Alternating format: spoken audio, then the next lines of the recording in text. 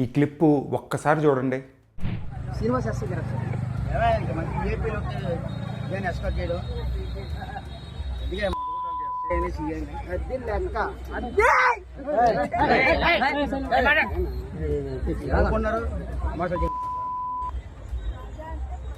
ఇది మన శాసనసభ స్పీకర్ అయ్యన్న పాత్రుడు గారు ఒక ప్రభుత్వ ఉద్యోగితో పబ్లిక్ ప్లేస్లో జరిపిన సంభాషణ. సూటిగా చెప్పాలంటే తిట్ల దండకం. ఇక్కడ మా విమర్శ అయ్యన్న పాత్రుడు గారి మీద కానీ, పని చేయడంలో విఫలమైనట్టు కనిపిస్తున్న ఆ ప్రభుత్వ ఉద్యోగుల మీద కానీ కానే కాదు, ఆ వెనక రెచ్చగొడుతున్న కార్యకర్తల మీద, సూటిగా చెప్పాలంటే ఆ చెంచాల మీద.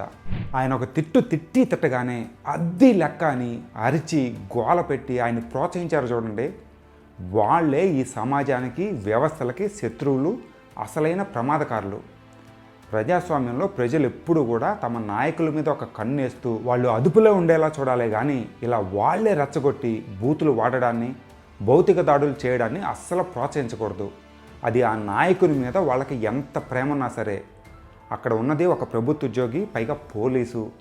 ఇదే పని ఒక మామూలు వ్యక్తి చేస్తే బతికి బట్టగట్టగలదా? సరే, ఆ ఉద్యోగి హోదా, అధికారం, చేసిన తప్పు అన్నీ పక్కన పెట్టండి. ఒక వ్యక్తిగా అతన్ని గౌరవించాల్సిన బాధ్యత మనకు లేదా? అతనికి కూడా ఫ్యామిలీ, పిల్లలు, చుట్టాలు, స్నేహితులు ఉండి తనకంటూ ఒక పెద్ద ప్రపంచమే ఉంటుంది కదా. ఇలా మాటలు పడినందుకు వాళ్ళు ఎలా బాధపడతారు? నాన్నని పబ్లిక్లో ఒకళ్ళు ఇలాంటి మాటలు అంటే వాళ్ళ పిల్లలు దాన్ని ఎలా రిసీవ్ చేసుకుంటారు? మన రాజ్యాంగం మనకి హుందాగా బతిక ఇచ్చింది కదా, దాని అర్థం ఇలా అధికారంలో ఉన్న వాళ్ళని రెచ్చగొట్టడమేనా? అసలు మీరేం కార్యకర్తలో నాకు అర్థం కాదు.